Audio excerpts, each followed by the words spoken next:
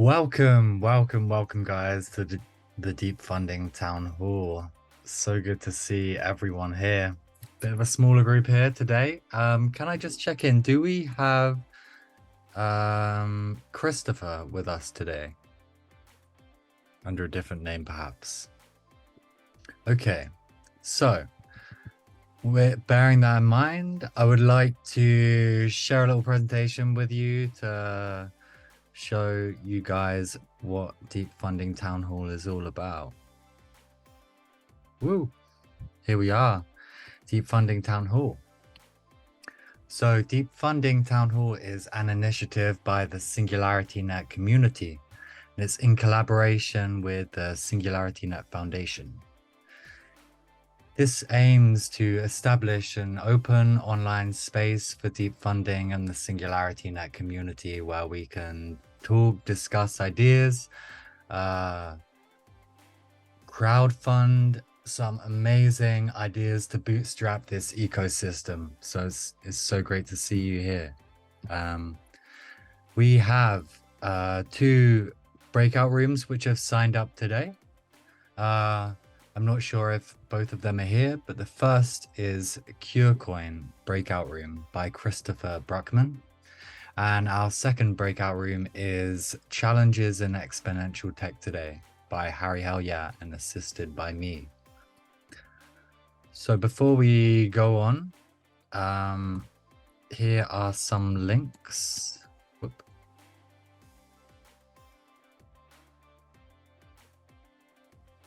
Yes, here are some links for you guys to stay in touch with our community and ecosystem. Here we have a link to SingularityNET, Deep Funding, and the AI Marketplace.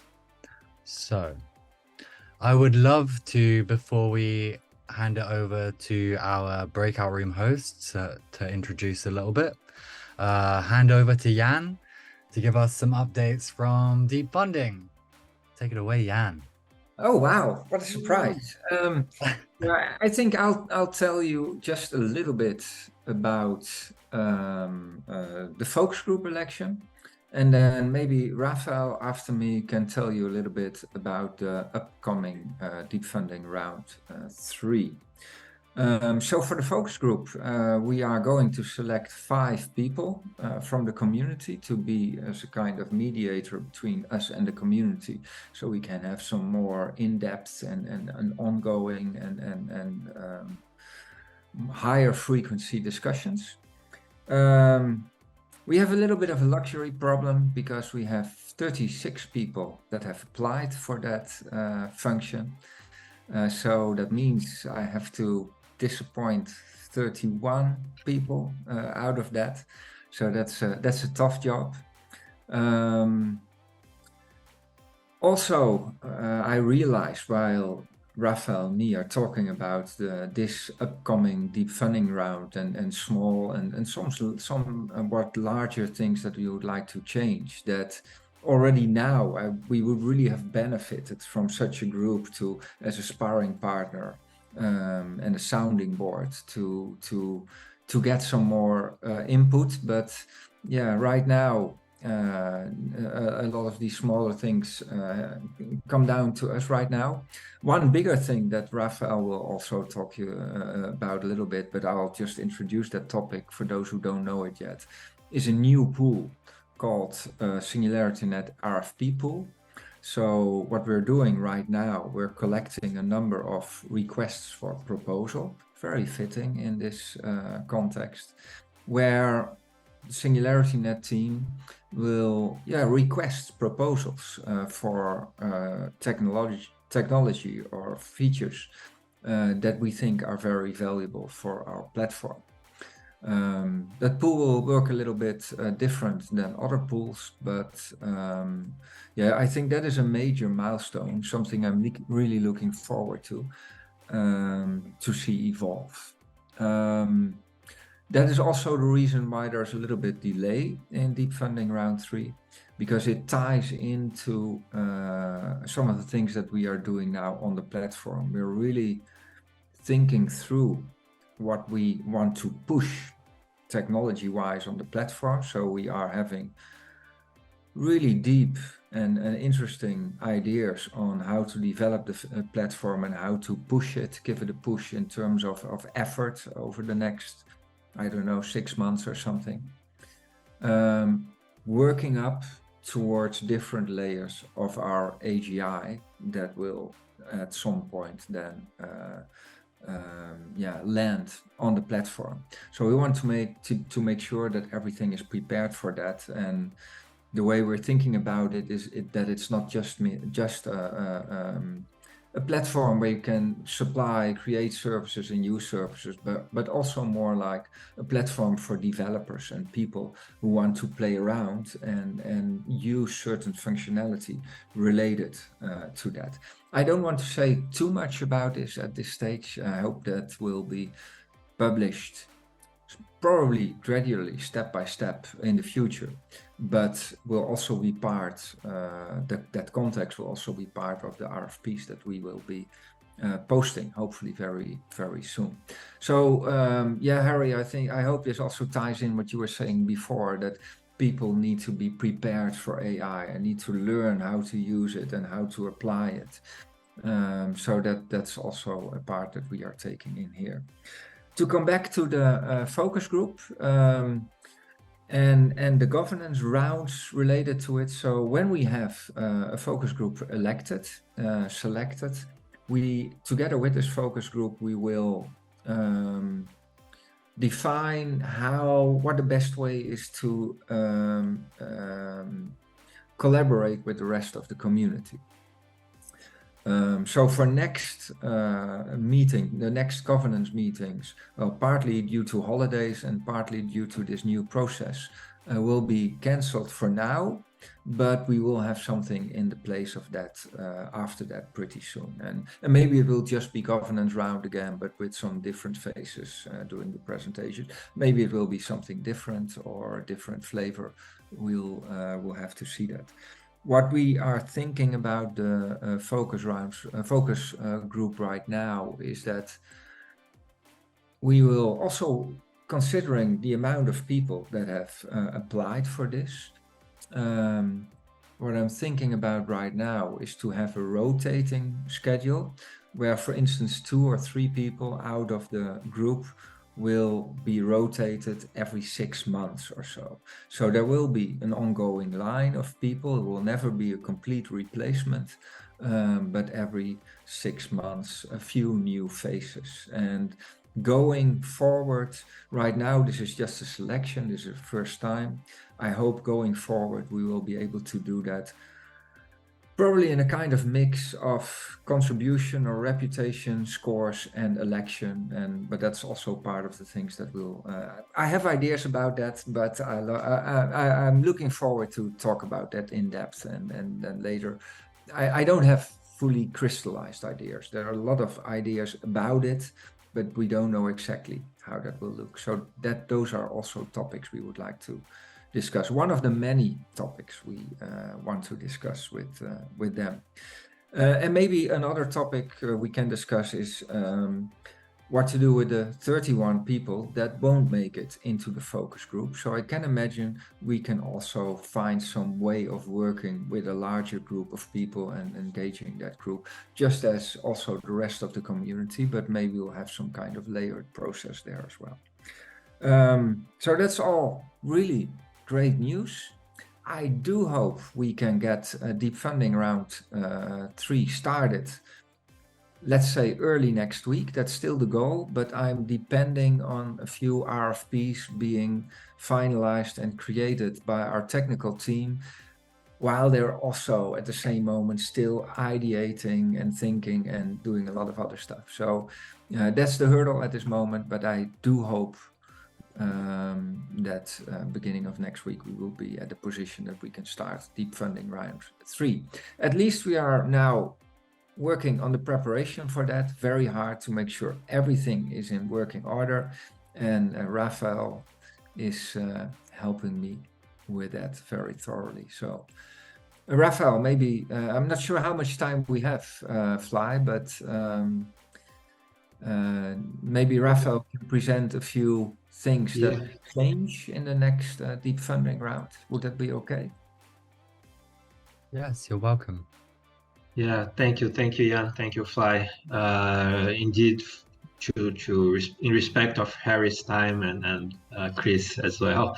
So a very quick overview. We are going to have this round 3 hopefully launched next week. We are depending on the RFP development and bringing from the SNET internal team, which is the biggest change for round 3, right? Another related change is that we are dropping the pool A, B, C, and D denominations. We are going to call it as the name of the topic, because we realized that changing this, for instance, news as well, we are not using or having the pool B of existent services anymore for round 3.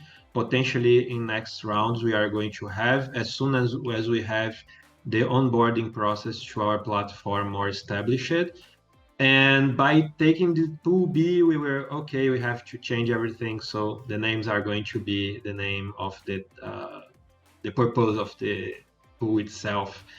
The RFP are very important, that potentially a lot of you are interested in knowing, is that about the total award, right? That we are granting this round. And it's also tied to the RFP pool, because each RFP will have its own award. So we need to have all of this for them, having it integrated to the total award calculation and amount to disclose. It's going to be significantly bigger than round 2. This we have sure about it. So keep following, and we are going to share with you. I already talked about a lot of community participation into this round, not only for voting and commenting proposals, but also participating in the in more deep roles into this, with even decision roles as well as the eligibility case, where it's going to be part of the community responsibility, or at least the members selected, to decide which projects can go, of course, giving the proper direction and guidance to these projects, but which projects are going to be eligible. So that's the way we understand the importance of the community, and also showing our interest in having each time more decentralization. Okay. Besides the eligibility process, another very new process that the community is going to handle is the milestones review. All right, I already talked a little bit about. We are going to release the proper documentation on it, but it's going to be very interesting, because we are going to have members that have a diverse background in order to cover the milestones and given a proper assessment to it. Another change that we are implementing this round is the fact that we already have a 25% of the total grant asked as a milestone for hosting or API calls, right? For each proposal now in the pool new projects.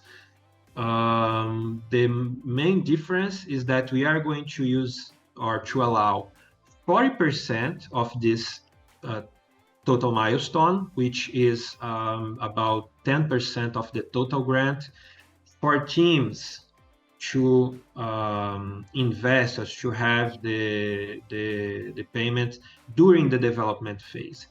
Because in the last round, this milestone was mainly focused to be used after the onboarding, but receiving the feedback from the teams and thinking having a second thought, it's good to have the resources as well during the development period.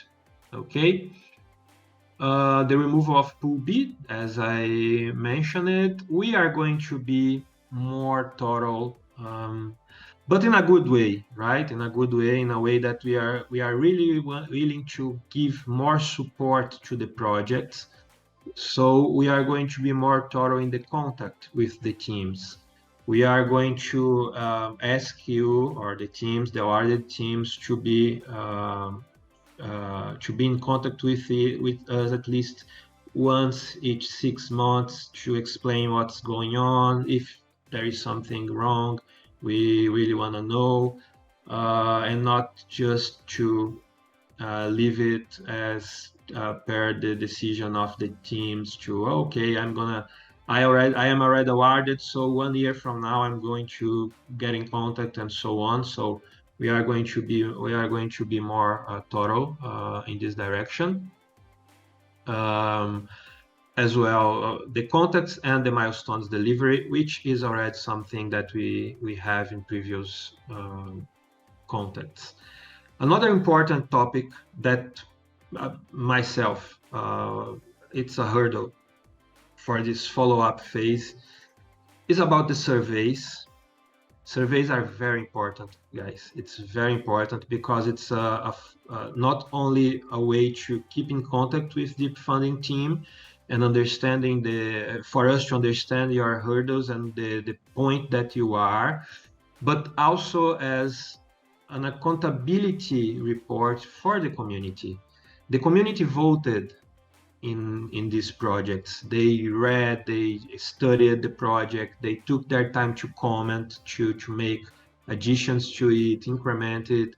So it's very important to have these reports in order for us to be accountable and respectful for the community intention and willingness, right? So for the next round, we are going to be more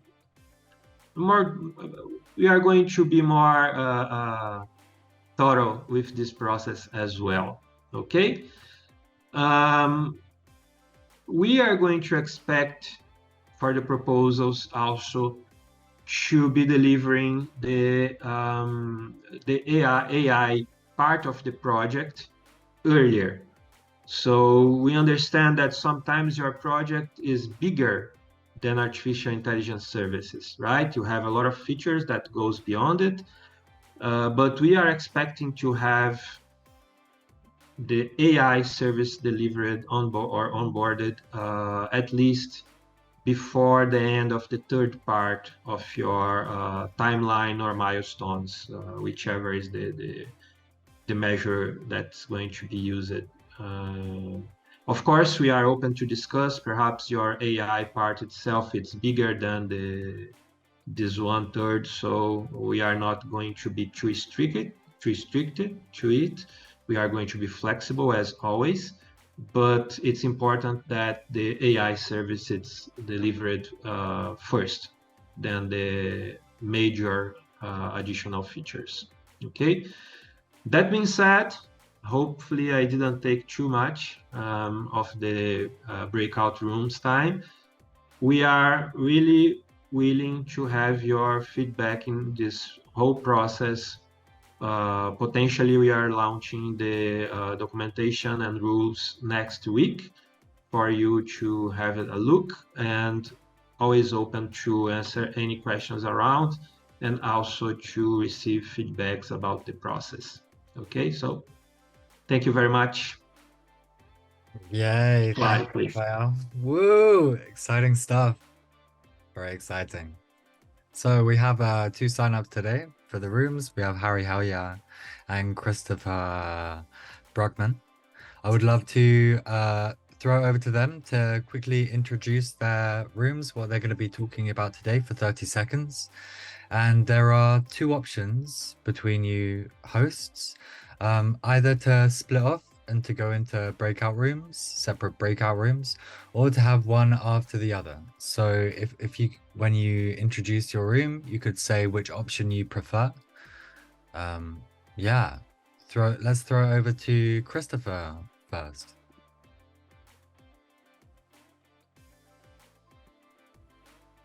Or maybe Harry.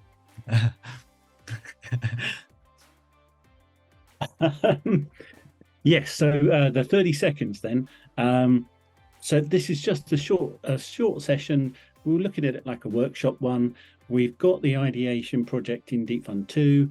We've done quite a lot of work on it behind the scenes, but this is really 2 objectives.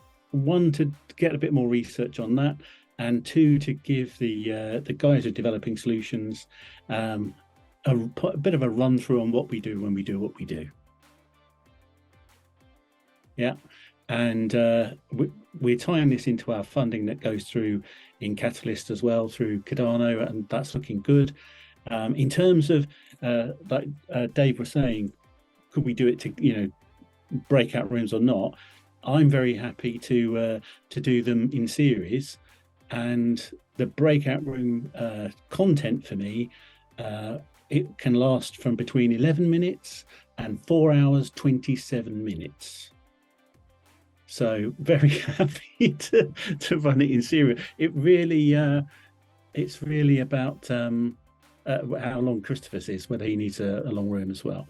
And as I say, the topic then is around value, and particularly building value, delivering value in this space of this complex exponential cascade that's starting to happen. And how do you explain that to your clients when you're trying to get them to use your stuff? Cool. Thanks so much, Harry, for the introduction. I guess the writing is on the wall. Christopher is no longer here, so the result of this is we're going to go to Harry for the main room breakout room. And I guess let's kick it off. Let's go. Okay, so is it easiest? Do you want to drop the link to the Miro board in the links then, please, Fly? And is it easy if I share my screen? That's the next question. Yes, probably.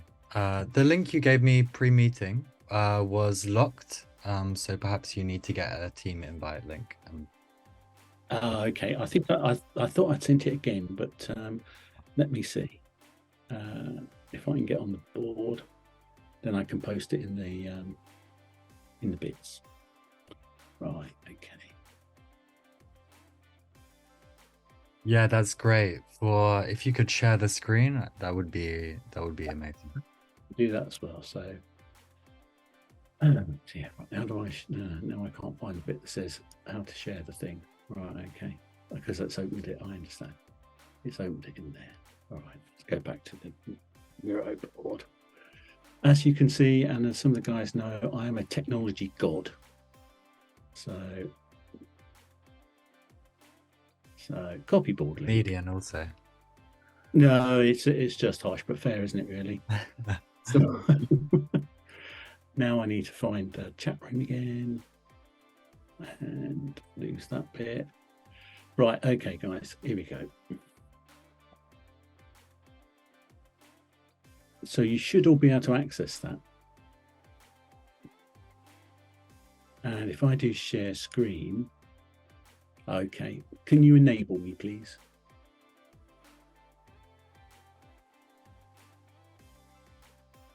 Let's try that again. All right, we're good. Okay, so I'm going to stick it up on that one. So I'm just going to move you up. Hang on a sec.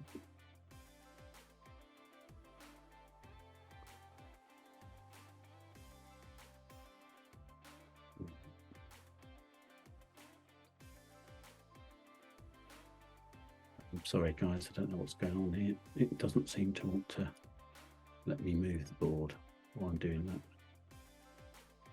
All right, okay.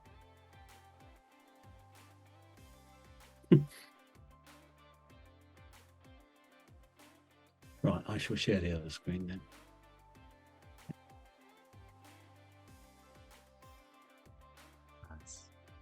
Okay, right. Can you see that one? Yeah. I don't know what's going on. It's managed to hide itself.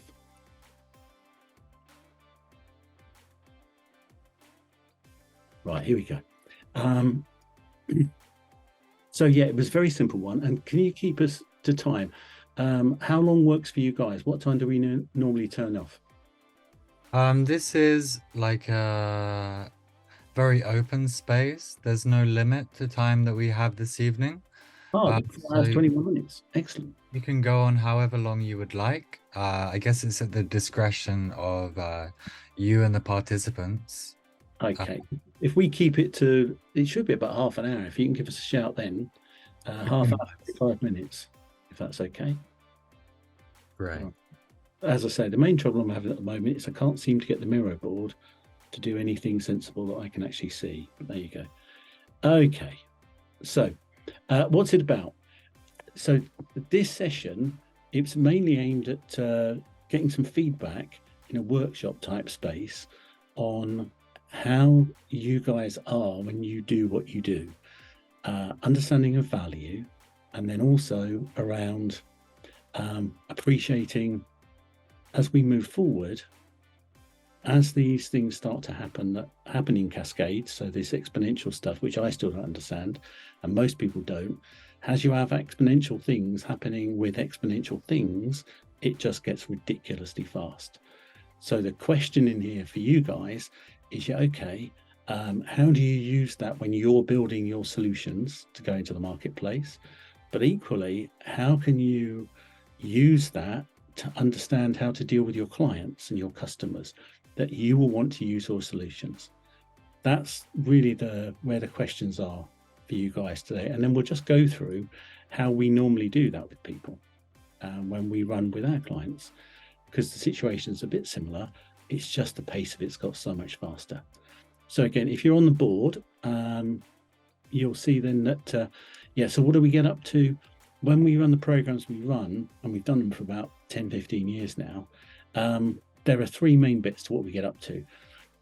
First thing is we have a view of the world that explains value, and value is a complex thing because it ties into worth. And the first bit for us is the models that run to value at the moment are very, very tightly prescriptive, generally just around revenue made today.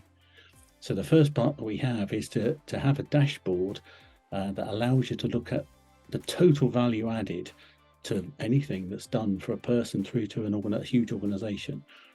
And that brings in a cultural value as well as a commercial value, and then also looking at tomorrow as well as today.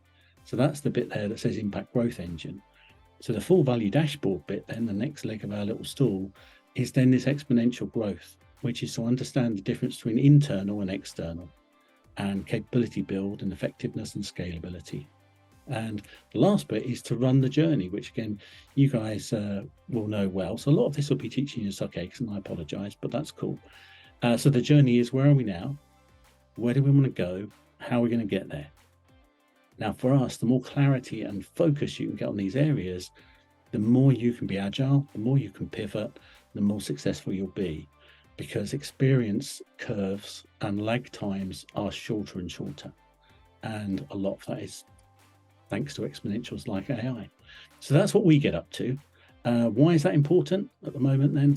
If you're looking at value, and if you're now a normal business or a normal people at value businesses, all right, I've got it back now. The issue is that you just look at things you can kick. When you value a business or an organization, it's things that you can kick, tangible assets. These days, the insurers and other guys in that space reckon that value, that all the assets that sit on a company's book, are only about 16 to 20% of the value of a business if it sells. So that means 80% of the value is not visible, it's intangible, it's passive, it's active, but it's hidden. Now, why is that important? And apologies, I have not pulled the screens up. I'm going to move the slides one by one. It's like driving and planning and leading with just 20% of your windscreen, and there's no calibration of what's gone before. So it's very ineffective and inefficient. And as we say, as we move forward into this world where things move faster and in parallel, and it's complex adaptive systems, that's going to get harder. So one of the first things we developed over the years then was a dashboard that allows you to look at those different areas. So you've got a commercial view of the world, and that's the columns. So we have a commercial view of the world and a cultural view of the world. Humans are rubbish at understanding the difference between stuff you measure with money and stuff you don't measure with money. Then the other one is the rows. And again, humans, so the transactional stuff is stuff that happens today. That's the bottom row. The top row is stuff that where you're building assets that will have value into tomorrow. And again, humans are pretty rubbish at understanding the value of something tomorrow or the impact of something tomorrow. So the little dashboard we use allows you to run your organization. And we work with people like Imperial College, so they're not profit driven. And we work with Cambridge Uni, and we work with the NHS, and then a load of guys who are commercial. So the thing is, you can use the little dashboard to measure and map your progress. So that's the core of what we get up to. Why is it relevant for today? Because one of the first things that would be useful to do is for you guys, because that's the tool we use, and then we wrap it around the other skill sets we said. So for you guys, it'd be interesting to get some feedback, and I've done a bigger one. And so, and again, Fly, it may be helpful if you need to explain how we do post-its and stuff. But if you're on the board, this is a big version of the dashboard. So the easiest thing to do for you guys, and this includes all of you, it doesn't just have to be for the devs. If you looking at those areas we talked about, so this is, the blue one is money today. So all the things you do that get your money in today, sales and marketing, production, client services. Then you look at your things that build your commercial assets. So that's things like building a structure, joint ventures, M&A, how you run the structure and processes of the business in a commercial space. And then the other one we've got, the one people miss out usually, are your performance operations, which is people today. So that's workforce management, HR training, employee engagement. And then your performance strategy, which is people tomorrow, because again, the only asset that acts on other assets is people. So culture, leadership, comms, knowledge management, talent management, succession. Those are the pure cultural ones that you measure them with a narrative. And then the ones in the middle are like your purpose. So that's your plan, your governance and your impact. And then your strategy, which is your product strategy, and then your positioning. So that's the market, and then your channels. So for you guys, it'd be fantastic if you grab some post-its, and I'd suggest if you can get a different color each, and then just put in there, what are your top 5 challenges in that space? So when you look at where you are today, what are the top 5 challenges you have for your organization over the next year, say? Does that make sense so far?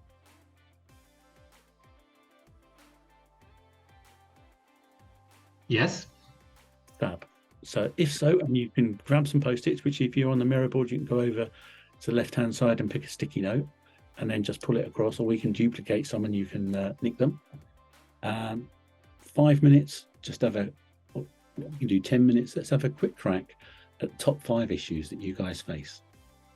And if anyone is not able to write in the Miro board, or would like to write their comments in the chat, we can bring it over into the Miro board for you. So we're all about inclusivity. Okay, cool.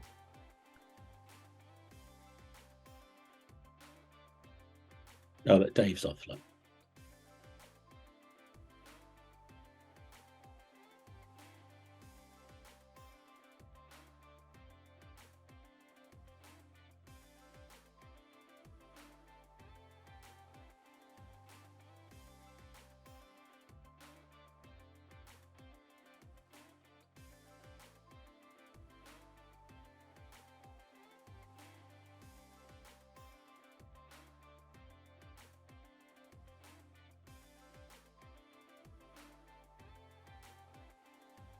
And also, if someone has any questions about this task that could help clarify it for them, you're welcome to ask. Yeah, please leave your mics open and we can just chat through stuff. Yeah, I was just going to ask, are we meant to be answering this for the Ambassadors program or for things that we do ourselves, or what? That's a brilliant question. It's set up for devs, yeah, when we're doing the research. So that then would be around their product or the app they've got. So for you then, Vanessa, it's whatever works best for you, because again, obviously, it'll be the same for Jan and for Rafael. Just pick where you feel you could have some more clarity about what you get up to. So for some people, that would be their personal, because you can do this in a personal space. You can do this in a team space. You can do this in a group space, organization space, community space. You can do this in a society level space. So it's a great question. It's whatever you feel you could get some value out of more clarity. And it's really just a test exercise, because again, you can go back and do this again, and the info will be available so that you can do it in more depth if you wish, if that helps. Okay, cheers, Harry.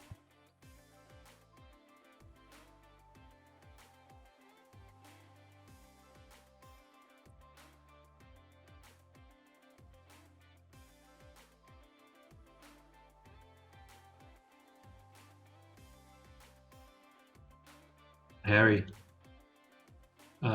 in the chat, Walter has a question about. Oh, sorry, yeah, I can't see the chat. If you could try to clarify for him, please. Yeah, of course. Sorry, I'm not good at driving three things at once, because as Tommy knows, this is his thing. Okay, so his question is indeed entirely lost. What are we doing and to what end? Okay. So what we're doing is we've got a tool here that you can look at your business or your organization and start to have a think about given those areas, what are your 5 biggest challenges that you see over the next year? So are they in the space about making revenue today, which is the commercial ops? Are they about building out the processes and structures of your organization or your business or your team? Or are they in managing people today and performance today? Or are they more about managing people as an asset? So longer term strategy. So this is a full value. This is a total value dashboard that allows you to look at the money stuff, which most people are pushed into doing, but also the non-money stuff, because that's where 80% of the value sits typically today. Does that answer the question? Could you speak a little bit, Harry, about how this process will be used, how this will enable your project? Yeah, sure. So this is the tool that we use with all the organizations that we work with. And what we do is, if we do this total value audit dashboard at the start, then what we can do is we can say, right, that's where you are today. Then you can look at, okay, where do you want to be in the future? So we do current reality, then we do the future vision, and we do it across those same areas as well. So those sort of 5 main areas. Then once we've done the vision, then we can do how you're going to get there. So this gives you a model that gives you an audit tool to look at the value of your business today, and that's the people value and the commercial value. Then it gives you a way of looking at a vision for the future that again is inclusive. And then you can then build out a plan for getting there. And the plan, most of the value of the plan is in how are you going to achieve it? Because that, yeah. Yeah, so what I want to know here is you talk about how this is relevant to all communities and organizations as well. And even to our personal lives, like if there are things we can also use this tool for.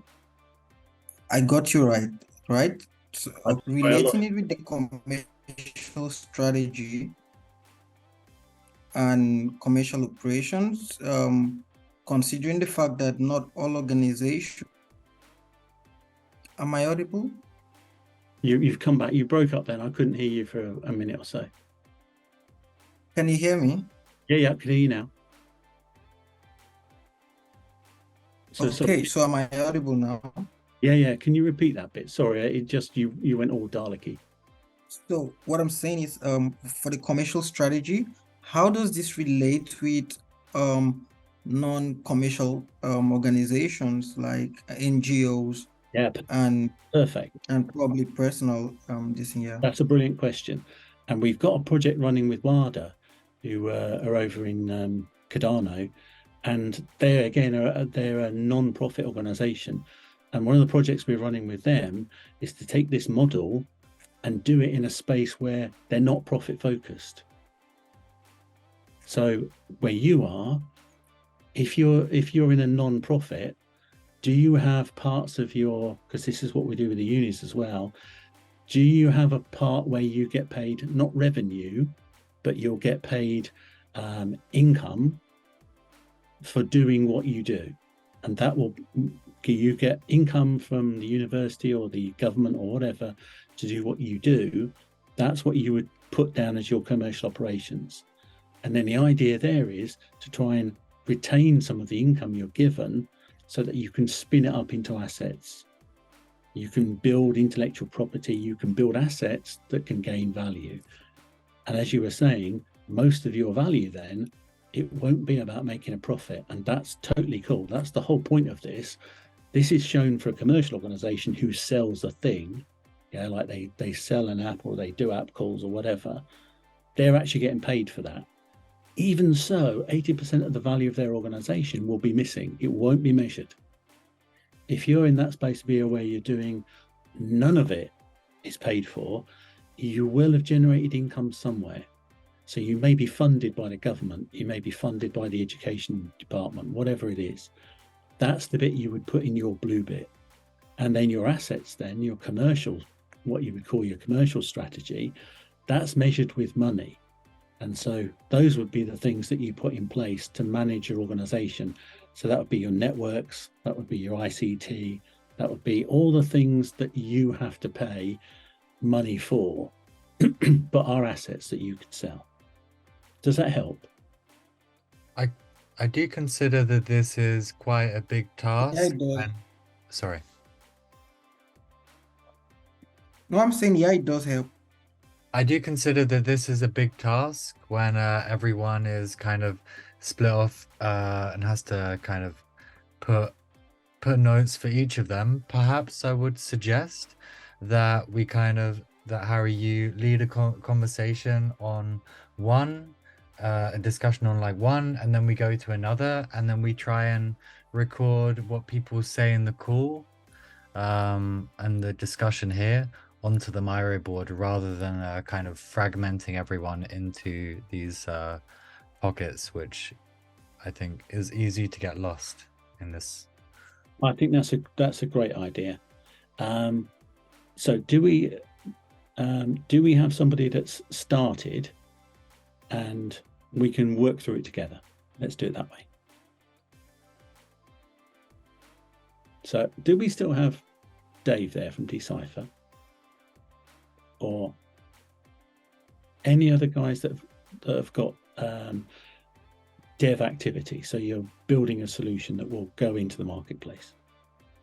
Yes, I'm still here, Harry. But I kind of didn't want to soak up the room with Decipher talk and give everybody else opportunity. But I can fill that role if need be.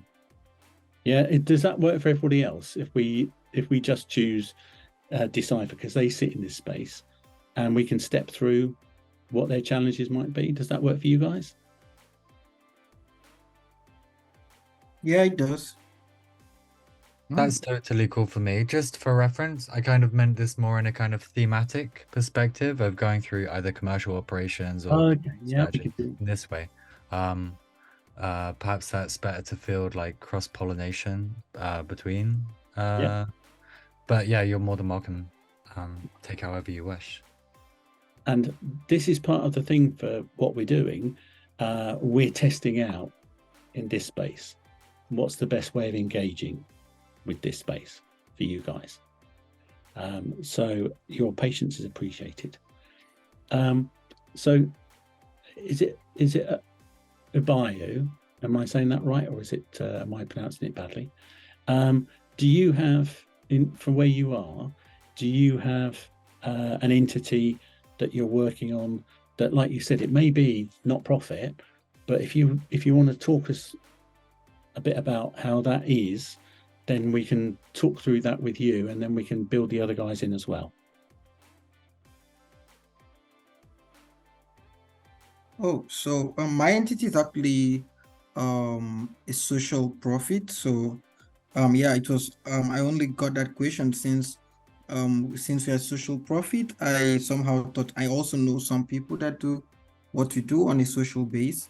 And also currently I'm working on a DAO for the Arabic community, and this is going to be purely a non-profit. So that's where the question actually came from. Yeah, so for everybody then, if we start off in that bottom corner, which is the commercial operations, now that's making income today. It's the things you do that you get paid for, however you get paid today. So generally, if it's a profit driven, it'll be sales and marketing, then it'll be producing the product you produce. So that would be your app or DApp.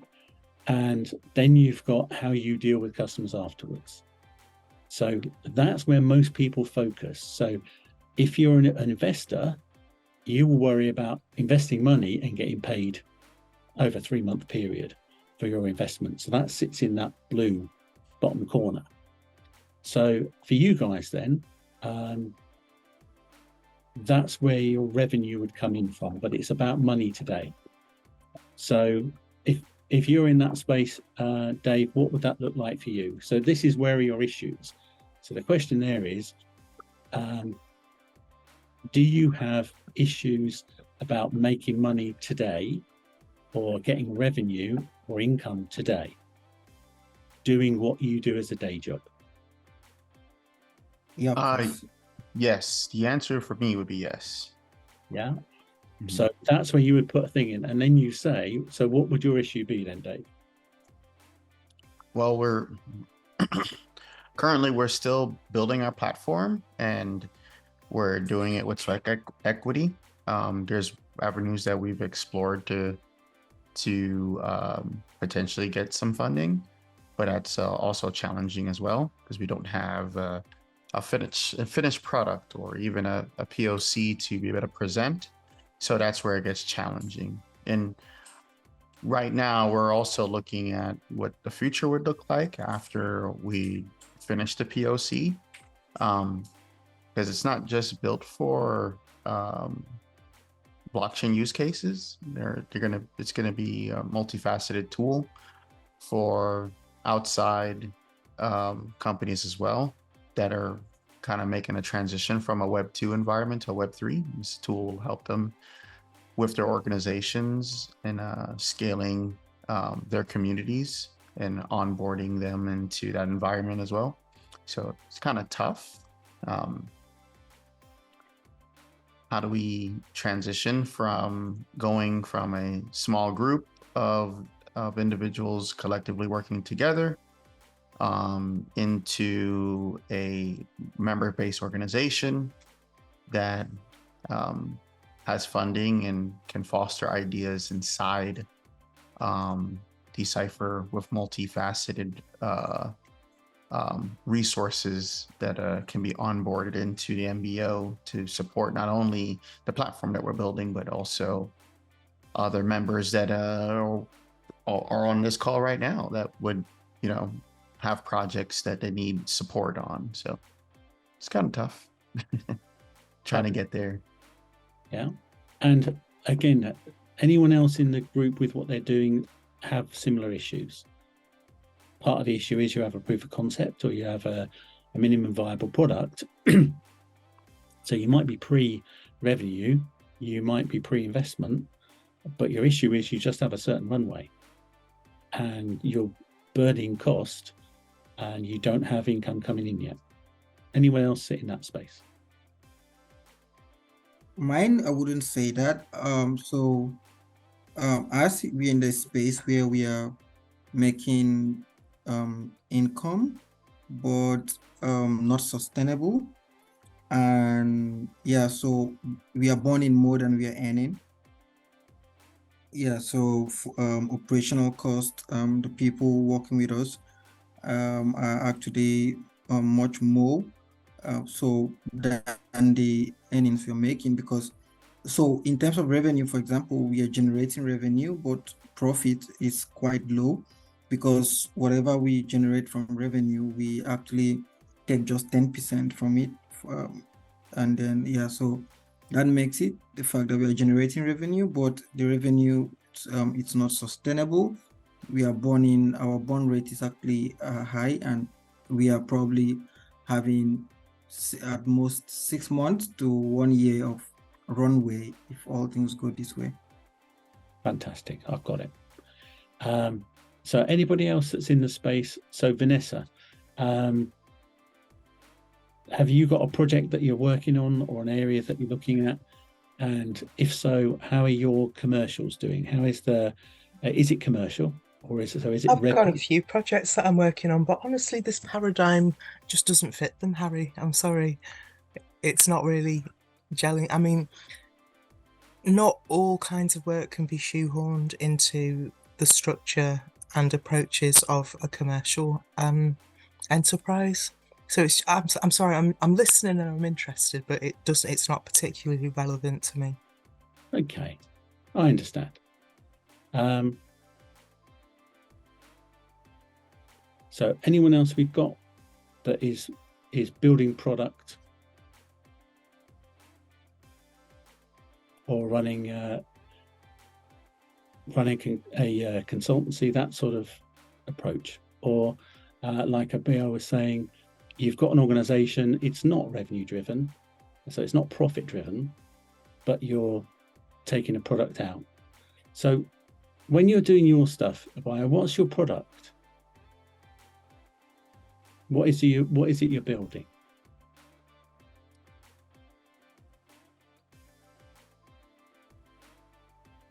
Nope. I'm not sure if he's there. Perhaps I don't know if Jan or Rafael, if you have any thoughts or considerations from Deep Funding side regarding this, but no requirement to share. Yeah, I thought about it. I thought about it as well, but I truly believe that the Harris project is more focusing on proposals and projects that were in the award process. So I would prefer to leave it to the projects of the community itself. Yeah, totally cool. Understood. Okay, so I'm sorry if I'm zipping it about. I'm trying to read this one. Okay, that's Vanessa's. So yeah, this framework, it isn't just about, that's the whole point of it really. On the right hand side is the commercial side, where value is measured by income, by commercial currency. And like we said, that's only 13, 16, 20% of the value of organizations these days. So the other side is the cultural side. So in terms of people today, with the organizations you've got, teams you've got, have you got challenges in terms of HR, training your people, getting employee engagement? Anyone have any issues there in what you're doing today or over the next year? I'll just comment on that. I think, let's say 90% of my team, we work remotely. So the dynamics of remote work and creating these viable relationships and leadership culture in remote environment is quite tasking. So you get people that are doing the job, delivering on the job, but that whole connection is lacking between people and people. And so when that is the case, when there are no real connections, it makes the work to become quite transactional. And it also means in quote, as an HR person as well, that you can easily lose people, because when the job is just transactional, that's what happened. But when people create real bonds and real relationships at workplace, the probability that they're going to stay quite longer together is always quite high. So I think that's one of the benefits that office work has over remote work. So yeah, we're delivering well, but it's a little bit transactional. Okay. Thank you for that, because that's a common one. And this is, so with the way this is set out as a dashboard, it serves two purposes. One, it helps you measure both your intangible and tangible assets, and your tangible and intangible daily things, your transactions, so people doing their job today. But I think that's one of the biggest things. We've got it in the slides below, which you're welcome to look at later. But the issue is, for most organizations, they fail because of their people, and they fail because the people, and 95, you know the figures, 80% of businesses shut within 2 years, and 95% shut within 5 years. Organizations you can't measure in that way, but a lot of them shut too. And the reason is because they haven't built the assets around people. So their culture is not strong enough, their leadership is not well defined enough, and their communications, internal, external, are usually quite weak. Their knowledge management's not so good. Their talent management and succession planning is poor. And usually it's because people get together, particularly in this space. The hypothesis is people get together because they think they have a technology that can solve a problem. So therefore they love the technology, they develop the technology, they may be to get it to a POC, a proof of concept, or even a product. And then the product might even start selling.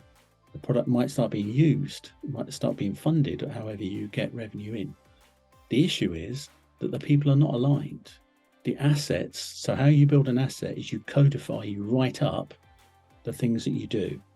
So you can take commercial things, like how do we do marketing, for instance, or how do we do our production? And you can codify that, you can write that up, and it becomes an asset. Most of the assets, though, are in the people space.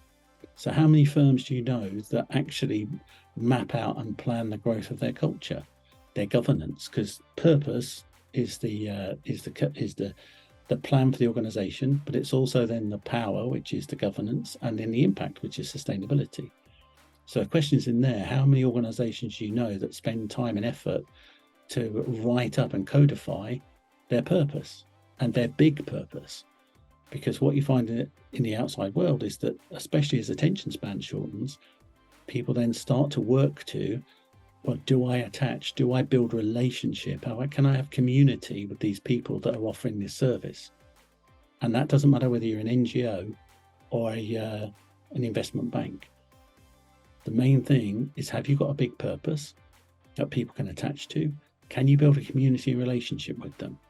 And so that's the asset bit that you're talking about. If that's in your team, if your team is not working to the same set of alignment, which just means, do we know what everyone wants to do and why, then it's hard to build the assets in that purple space over time. And if you can do that, that's much more important than if you can get into the space of selling your DApp or whatever it is. Because if you go into the exponential organization side, the thing is, usually if you get the right team that can work together, as you were saying in there, bio, if you can build the culture, if you can build the team, if you can have people tested so that you know, each of you know how you're going to react in a situation, you will be able to pivot and you will be able to be agile, and therefore people will invest in you, either personally by taking your services, or they will invest in your organization. And many businesses and many organizations, what they do is they just set up thinking we've got a technology and product we can develop, but then when it hits the road and it maybe gets successful, the team falls apart because they haven't had a big common purpose. So that, for us, that purple space, building assets in there is the most important thing you can do. And especially today, as time gets shorter and you can have massive impact with things like AI. Why do we need that? Because it's all about understanding your core value. If you can really, why we do this audit is because if you can really understand yourself and express your core value, that's why people will come with you. And then particularly with AI, if you can then give away the stuff that you're not the core of your value, then you can be scalable in what you do. That's the hypothesis. Great. Yeah. So the answer to your question, the challenge you had then, Bio, is yeah, you're in the right space, particularly with distributed teams, not necessarily decentralized, but distributed. So one of the really important things in decentralized and distributed is to start to be able to build an obvious set of these assets so people can attach to them or not. Is that making sense? Yeah, quite. Yeah, so brilliant. So what else have we got then? What other challenges do you find are there in the money measured side, the commercial side? In strategy, are the challenges there? The main ones for us are around purpose. So is your purpose strong and shared? And do you understand how you add value, which is this business about the strategy? On this slide is business strategy, but it's organization strategy as well. So have you got a really core idea of the value you add, and a really core idea of the position, that's who do you add the value to, and a very core idea of, well, who do you know that can be partners and get you to the guys that would value from your service? Would you like to take a moment to circle back to the question and maybe to reframe it in terms of what you're talking about now, in terms of purpose? Asking everyone here, what are the problems each person are facing in their own organizations? Like, is this only from first person experience, or is it also considerations from second person like perspective? In terms of the data you're trying to get here. Sorry, I missed that bit, Fly. Yeah, so in terms of the data you would like to get here, would you like people to only speak or write notes about their own personal experience in their organizations, or considerations that they see, problems that they see within the ecosystem, within other organizations, or only within their own organization? Whatever adds most value is the answer to that. Whatever gives a distinction that you can work with. Yeah, the point in that question is the things that sit in the middle is they're partly driven by income and revenue, and they're partly driven by culture and performance.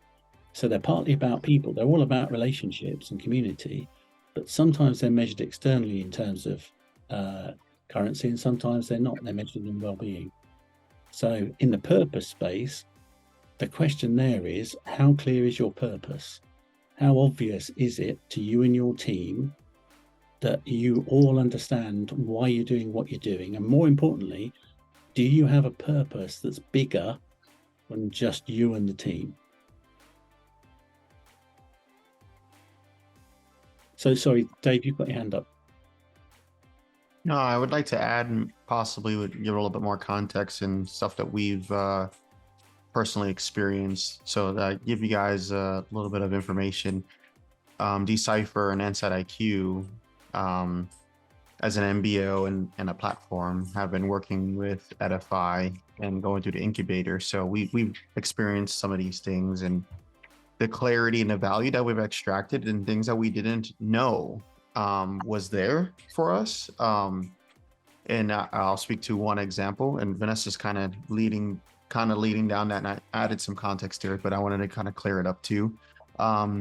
So what we did is we collectively, in a very small group, had a vision for something, but we didn't have so much a mission.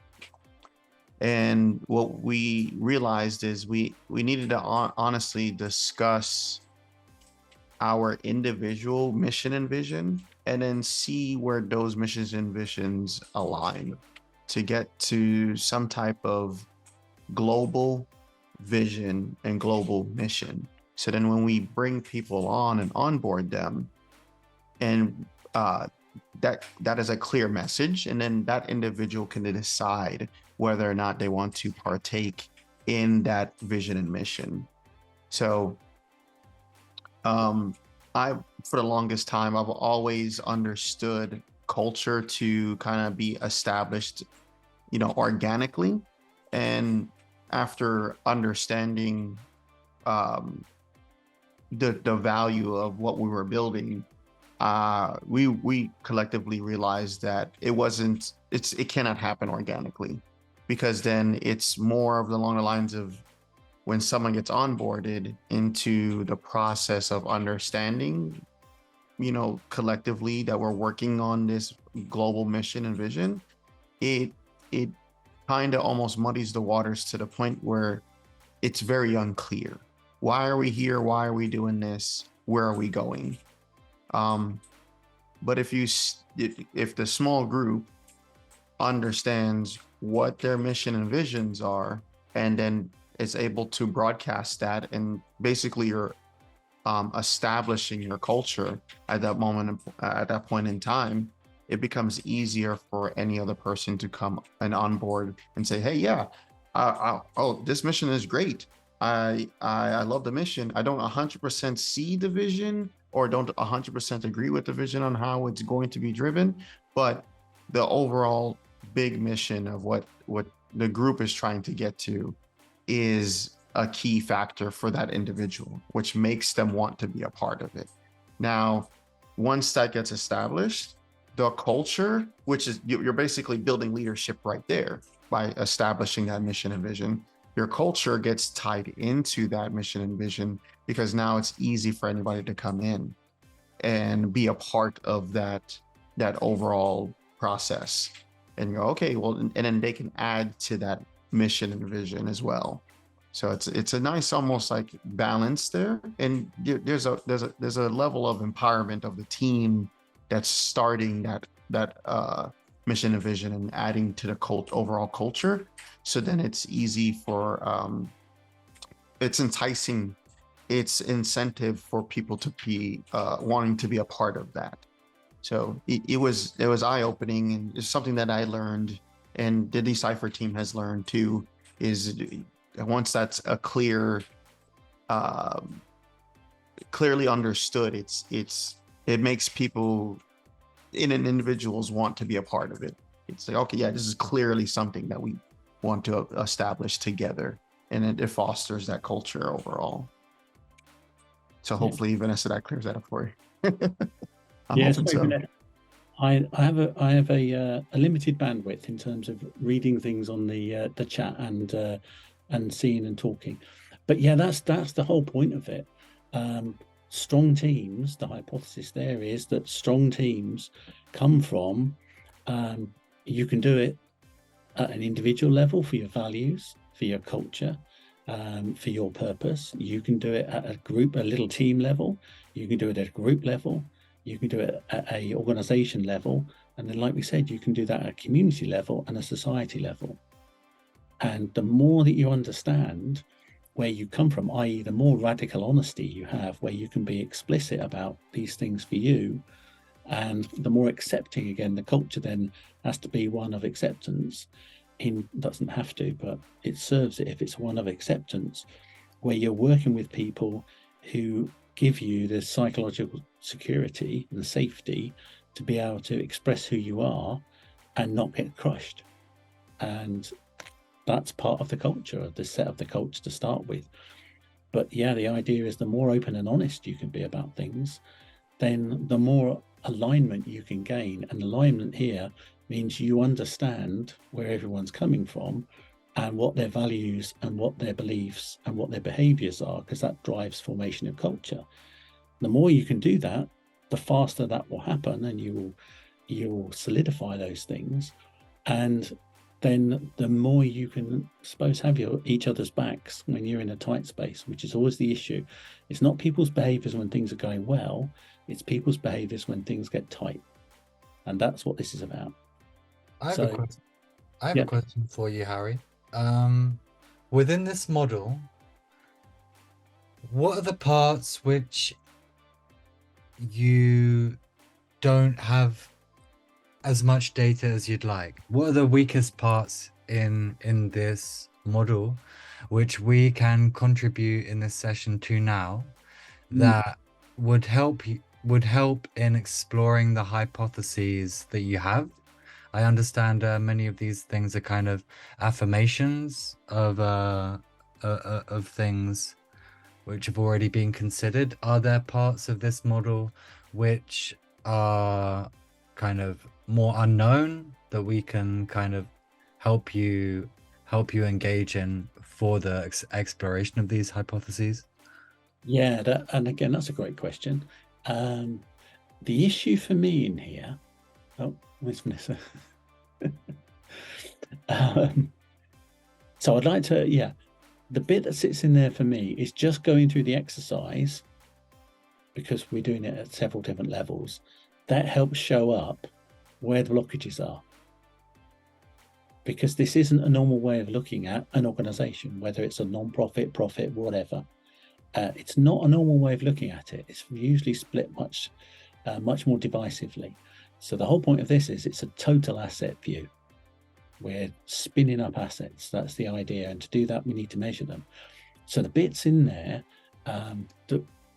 we've run this for 10, 15 years now, and it's been very successful with what we do. However, like you say, in this space, it's about, okay, we're trying to be decentralized. That's one of our core beliefs and values, is this decentralized idea that we can get to now. And it's about being supportive. So that's the data that's missing. That's the bit that we're building on. Yeah, we did it with Cardano and Catalyst for guys who are in blockchain, who are doing decentralized, and that's one level. This one for me, though, is a different level again, because now we're talking about human behaviors. Yeah, and that's the AI bit, is around the human behavior analysis and building those types of networks and neural networks. So that's interesting around, okay, the data we don't have is around, we've done it with 20 odd people in the Catalyst space now. We put 20, 30 people through the program. For this one though, it's what isn't landing. That's the most bit about what the data we don't have is, what don't we know we don't know, if that makes sense. And just to recap, so that's a bit the difference between this model and how that is embodied in Web 2 companies compared to Web 3 companies. Yeah, could. Yeah. So for instance, we've worked with Imperial College down in London for years now. They're in their education bit, and they're not decentralized. It's as simple as that. You know, they're an organization and they're institutionalized. So we've been helping them to understand their full value, which they're much better at now, but they're still centralized. So for me, the next step is, how do we apply this sort of stuff in a decentralized space? So what do you guys think, the participants here, on the differences between Web 2 and Web 3 companies when we look at this model? Welcome to just say out a single word or a sentence. I'm actually curious how you would apply it to a college. You said that you were working with this college. What were some of the things that you did to help them? Yeah, thank you, Alex. That's a great question. So again, it's this fact that they're not commercial. But in their world, where we got to is what they do is they work, and is their Centre for Academic English, which is a complete misnomer. what they actually do is they teach students PhDs, they translate their language into an academic world, and they teach the students how to be academics, basically. And then they help them understand how to explain what they do in a plain language as opposed to in academic world. So they help transform and translate value for the students, the PhDs, the researchers, all this stuff. And to do that, they get paid, they get a budget from the university that pays salaries and people's, but then also what they do is they get paid extra money by academic parts of their university that want to work with them to help raise the profile of the university and get more research funding, basically. So that's a bit like having a token. So they've got a token, which is the income they get paid. Then they've got sort of a real token, which is real extra budget. And then they work with people like Dyson, the electronics manufacturers, who say, right, come and give us that innovation stuff. Come and give us that way of looking at research, and we will pay you in cash. So that's how we've expanded them, so that they've got a commercial part and a non-commercial part. And also what they get up to is they help set up centres for academic English in other countries. So we've helped them understand all the value they add, whereas before they would get no extra resources for what they did. It was just given us, that's what they do. Now people understand all the value that they add, which is massive for the university. They just come through their ref, which is the reference for universities. They're number 8 in the world. Imperial College is a top 10 global university, and their ref has just come out in the top 20 in the world in terms of getting research papers and resources. And part of that is down to what these guys do. In the past, nobody understood there was any value in it, but now people are understanding the value of value. So that's what we've done with them. And like I say, they're a college. We've done similar stuff with Cambridge Uni as well, in a slightly different space in their sustainability bit. So thank you, that was a great question. Yeah, I've been really, I mean, because I'm a teacher, and so I look at things in terms of that scope. And I think that in most schools, you look at test scores as that's like what you're trying to get, like in the high schools anyways, which I don't necessarily agree with, but that's the measure.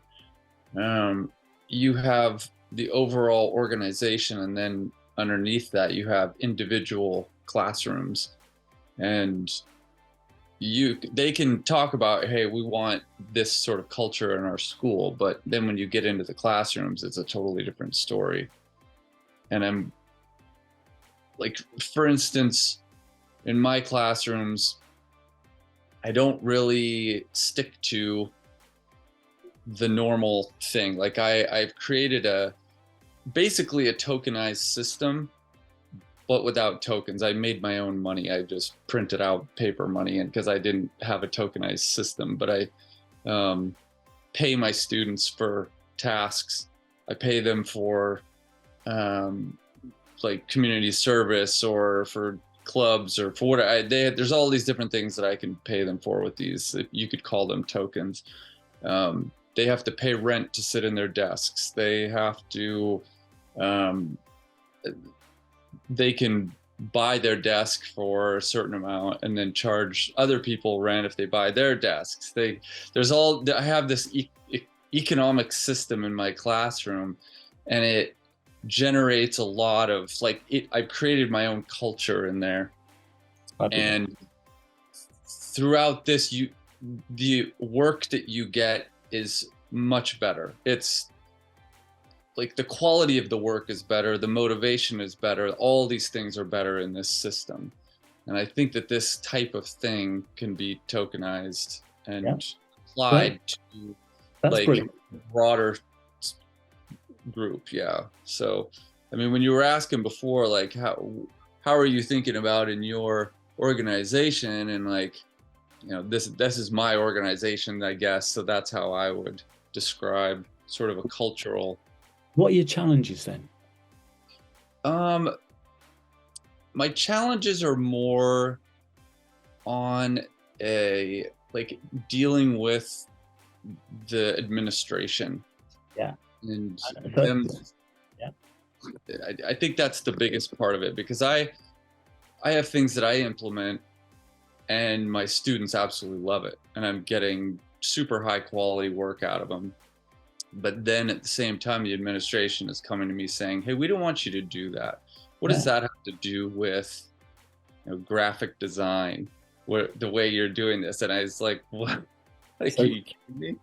You see because I'm being short because of the time a bit, but do you see in that space then, for you, I would suggest it's obvious that your issues are your administration, the centralized establishment institution that you work with, don't have a measure for your value that you're adding. So your students do, otherwise they wouldn't be interested. But the guys that run your organization don't. And that's always the position we come from. When we're doing this stuff, the whole point is it gives you a toolkit that you can prove your value, and particularly decentralized, and particularly for education, debt-free. That's one of those cultural things. Why should people pay for their education? Why should they have a massive burden on them? You can structure it with tokens and all the rest of it. And again, if you pop me your email, I can send you over probably the white paper for Genius U, which is an organization we invest in, and they're part of the Diamandis exponential growth stuff, but they are a floated organization now. But that's their whole gig. Their whole gig is how do we set up a build economy so that people come along, they learn stuff, and then they earn stuff, then they learn stuff, then they earn stuff, and they add to the system over time. Now, I know I've sent that through, I think, to Gimbal Labs a year or so ago, but for me, that's the brilliant model. I would suggest for you in this space that one of your biggest challenges is how do you show the value of what you add? Because as Vanessa was saying, and we've had this conversation before, there are different types of value.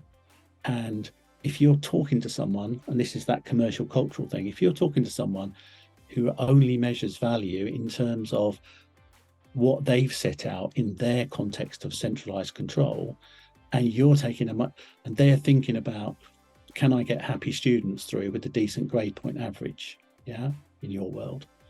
And you're looking at, how do I build the leaders of tomorrow? How do I tool up people so they have the best idea of their own value and worth for the future? Your agendas are not the same. Your context is very different. And unfortunately for you, Alex, it behoves you as a change maker for you to sort out, like we did with Imperial, how they can explain the value they add that might not show up for 5 or 10 years. How do they show that value to an institution that says, right, we get, I don't know, $1,000 per student per year. And for that, we need to know that, 95% of people graduate, and we really don't give a toss about, what the outcome is of their graduation, because we're such a big organization that we have 100 students apply for each vacancy, each course student we've got. So I would suggest for you, if you're in that brilliant space of showing, and that's one of the biggest life skills, isn't it? If you can show the next generation the value of value, i.e. understanding finance and commercials and culturals, and particularly trade, it doesn't have to be about commercials. That gives them a life skill that they're probably not going to get in most other institutions. Right, that makes sense. No, I appreciate that. That's a good insight. Yeah, and all power to you. The bit for you, one of those exponentials, there's 2 or 3 that sit in your space, because for me, it's about adding the exponentials together, yeah? So one of the exponentials for you is EdTech. Yeah? Get in and understand people, and again, Jan and Rafael will have more examples, but get in and understand how people are doing this with AI, because that whole EdTech model in the next 5-10 years is broken, and it's going to change. Because in the next year or 2, you will have an AI assistant that you will have on your phone or whatever, and you will have that all the way through college.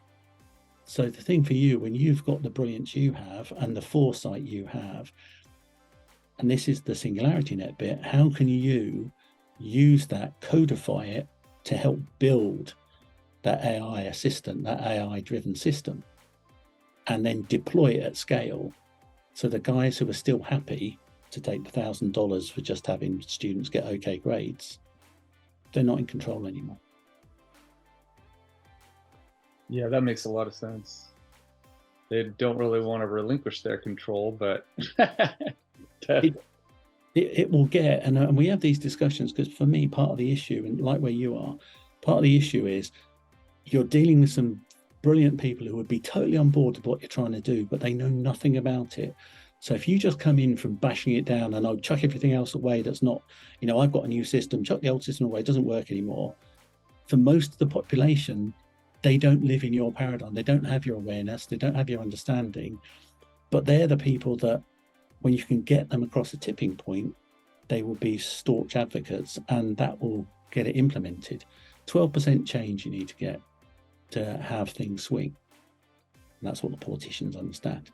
So in your space, yeah, part of the issue is how do you get that first 5 innovation, 2.5% innovators, then your early adopters, that's another 12.5%. How do you get that 16% across? And then how do you worry about the early majority? And how to get to the early majorities, and this was the whole point about the presentation tonight, so thank you, is you need to talk to them in their language, and you need to explain to them and guide them, illuminate the future for them so they can see the power of it. Because otherwise they're not going to buy into it and they're going to be scared. And that will just cause massive issues for everybody. So yeah, I think that's very, whatever the word is, that's humbling really, that you're doing that stuff in the space you're doing, because it's the guys like you that will change this stuff eventually. Because it can't carry on like it is. We're going sideways, but it can't carry on like it is. It can't carry on being centralized unless it's being centralized. Right. Yeah. I mean, that's definitely the goal. So we'll keep working at it for sure. But no, I appreciate those insights, and I'd put my email in the chat there for you. You were asking for it, so I'll have to try and find it. That's the next bit.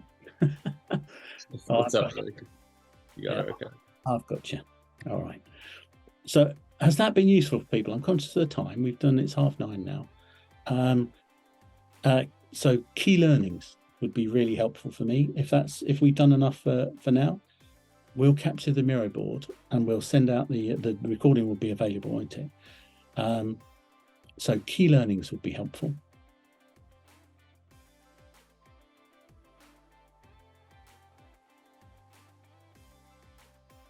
That means Dave then. You're on mute.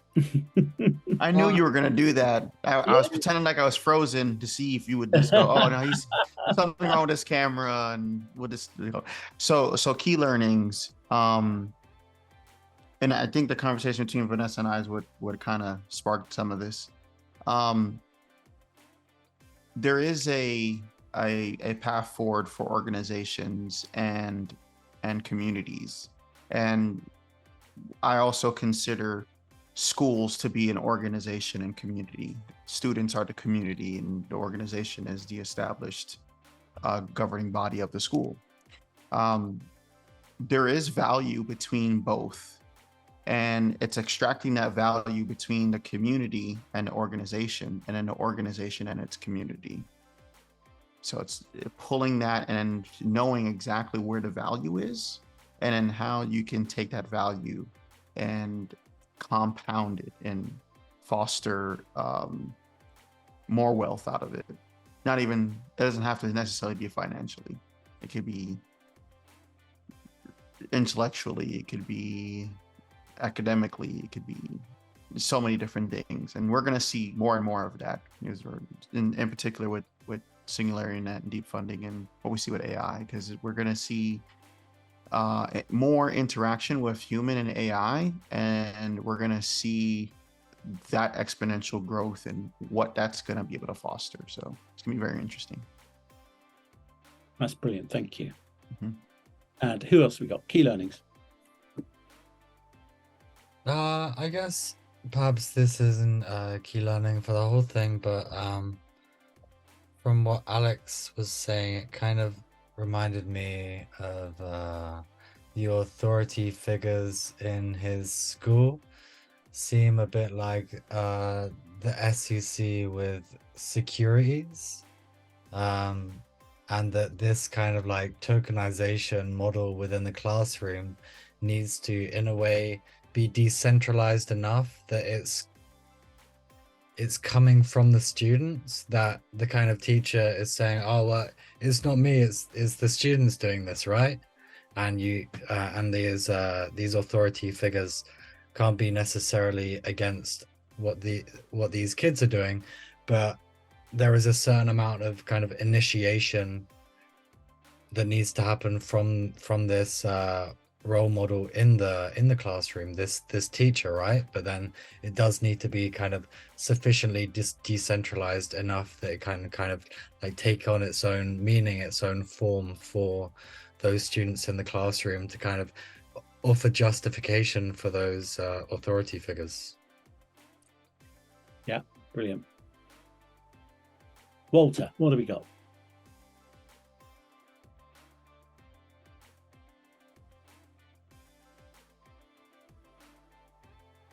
Oh, is he still there? Is Walter on Minecraft?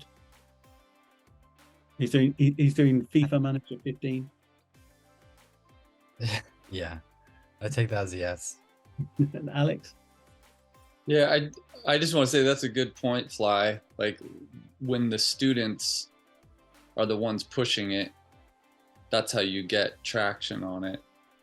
And I think, I mean, there was one school in the past that I was doing this with, and that actually did happen, and it made a big difference. This was a while ago, and I was doing it in a fifth grade classroom, and it was, the kids loved it so much that they convinced the other fifth grade teachers to adopt it. So they did. So I got all three grades to do it. So that would be a good example. And I think that, yeah, like that's a really good approach. So and the brilliance there, I'll jump in. The brilliance there with it, Alex, because that explains what this dashboard is about. So when you capture that, it's not about money, and it's not about money today, like how much extra did they earn by doing stuff your way. And you don't even have to do it as well. In 15 years' time, they got 5% more salary because they did what I said. And they bought into the model. It's the intangible stuff. So the bit for you is, how can you start to capture what you've done as IP, as intellectual property? How can you write it up so you've got case studies? And this is what's called narrative asset, yeah? The proof will just be, maybe these guys are happier. Maybe they're happier in school. Maybe they're happier in life. So the bit for you is explaining the value path into the future of, well, actually, these guys had a happier classroom. They understood about learning and finance more, and they understood about playing games more. They had more fun. So therefore, they were happier. So they had better well-being. And that's the bit about, well, that's what we're trying to do with this. Well, there are many ways of measuring that value and happiness, but it's long-term. It's the asset you've built out of it. It's what was different about the way they see the world in 5 years' time, and making sure their kids are going to schools that do the same brilliance that you do. The issue for you is, how do you show that to people who have no concept of that at the moment, or think it's bad? That's what Fly was saying. And again, Vanessa's an expert in this area, but this is this business about governance. And for me, it's a simple one. When you elect, however you do it, when you elect a parliament, their context is to serve. Yeah. However, when you form a government from that parliament, their context is power. And once they have power, they don't want to give power away. That's your SEC, isn't it? Once you've got those people, they don't want to give that stuff away. Why would they? Yeah, when you run a... So thank you for that. Who else we got? Is Walter still there, or is he off on holes?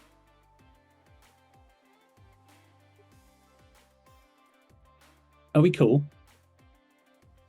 I think we're cool. Over to you, Fly, for wrapping up, because you've done a Sorry, good job. Walter's Harry, you had a question? Yeah, sorry, mate. It was. Thank you very much for staying in the session. That's brilliant. What key learnings did you get out of the hour or so that you've invested with us tonight?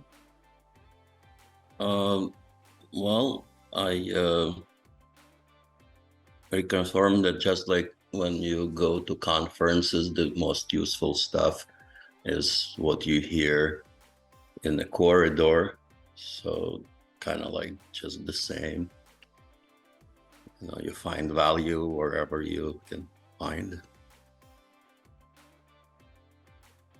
So were you thinking this as an approach to how organizations or individuals who would come for deep funding could be coached into developing their ideas? So is this kind of an example of a technique to, you know, to guide people through the process? Yeah, that's exactly what we do with it. And the whole point of when we run these, so we run these programs for a year or so now, 18 months really now, on chain, and we've run them off chain with lots of different sorts of organizations for a very long time. But that's it. It's just there's all this brilliance, and we don't have time to do everything from first principles. And it is one of the bits that frustrates me when we do the Cardano work we do. It's a lot of guys there are super brilliant, but they just want to invent everything again from scratch. And time's too short for that. So that was part of it. So that's what we're trying to do with this. And we're trying to do it at scale now. We're trying to take what we do, and then we're doing it with Andamio over in Catalyst. But yeah, the idea is there's so much brilliance with a little bit of help, it can make a massive difference. So yeah, you're spot on. Because for me, the challenge was the proposal-based system and 1,500 applicants and so on. I mean, that's really not a good opportunity for coaching or mentoring or incubating. All the soft stuff. Yeah, all the soft stuff. And this is where Vanessa and those guys are, who are brilliant, because they're working in SingularityNET as well now. The issue is that what happens that you start off with spirit, yeah, which is purpose. And then the next level above that, which is a bit faster, is culture. The next level above that is governance. And we're in governance world now, and it's all soft. That's the trouble. All those bits are not about the money. The money doesn't kick in until you get past infrastructure into commercials. I've just got to step in there with this soft stuff, Harry. I don't see what's soft about these issues. No. I don't see what's hard about money. Money is malleable. Money is something you can make into anything you want. It's not hard. Yeah, and I totally agree with you. And on this bit, if you can, because I have reframed it because there is an organization version of this. But yeah, if you've got, and I use society rather than culture, but if you've got better words for it that show, because I've got active assets and passive assets, and all the money stuff's passive because it just sits there. All the active stuff is the people. So please, Vanessa, if you've got better words, then let's have them, because that's part of the challenge. I personally don't think it's a dichotomy. You're making it into a dichotomy that it isn't. That's my take on it. But I think it's down to you to find better words. It's not my job to find words for you. No, but I'm saying if you've got any guidance there, that would be welcomed. Yeah? Yeah. I consider that when Harry talks about soft, my brain went instantly to the definition of soft skills versus hard skills. Actually. But yeah, it's a nice invitation, Harry, to ask Vanessa. I'm not sure. Well, I guess it's good. It's good there's a project around this to develop it more. That's great. You've gone super fast. Look, I'm conscious of time for peeps. Thank you very much for everyone's input. It's been absolutely fabulous and has helped us with how we frame this up in this space. And I much appreciate your time and inputs. Thank you so much for all your contributions. It's been great, guys. Really. And yeah, again, thank you, Fly, for hosting it. You've been fantastic. Well, I didn't do much. Made an average capability much better than it is. It's a pleasure. Pleasure to help where I can. Nice. Okay, without further ado, bang, bang, bang.